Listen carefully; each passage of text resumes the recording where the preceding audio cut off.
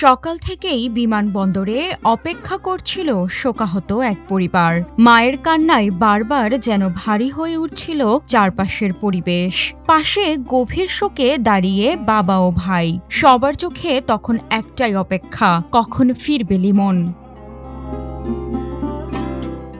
অবশেষে সকাল ৮টার দিকে বিমানবন্দর কর্তৃপক্ষ সাদা কফিনে মোড়ানো জামিল আহমেদ লিমনের মরদেহ পরিবারের কাছে হস্তান্তর করে।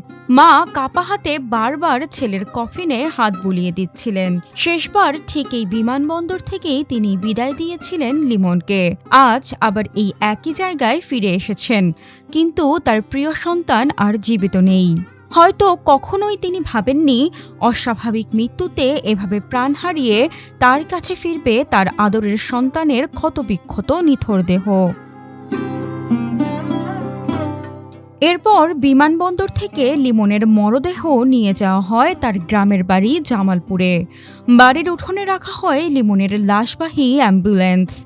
আত্মীয়-স্বজন ও প্রতিবেশীরা সেখানে সকাল থেকেই জড়ো হয়েছিলেন শেষবারের মতো লিমনকে এক নজর দেখার জন্য। এ সময় যেন শোকে স্তব্ধ হয়ে পড়ে পুরো এলাকা।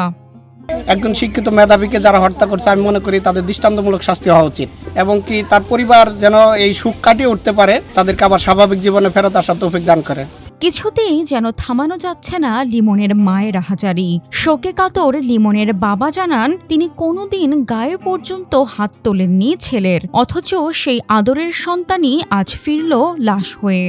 আমার ছেলেরে আমি কোনোদিন কষ্ট দিই। আমার ভাই একটাই দুঃখ, সবচাইতে একটাই জানা যে আমার ছেলেরে কেন আজকে এত কষ্ট দিয়ে মারছে।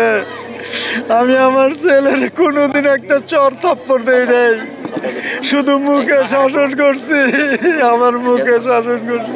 এদিকে বাড়ির পাশেই পারিবারিক কবরস্থানে প্রস্তুত করা হয় লিমনের কবর। মাগরিবের পর অনুষ্ঠিত হয় জানাজা। এরপর পারিবারিক সেই কবরস্থানে চিরনিদ্রায় শায়িত করা হয় মেধাবী এই শিক্ষার্থীকে। সামান্থা আলী, আজকের পত্রিকা।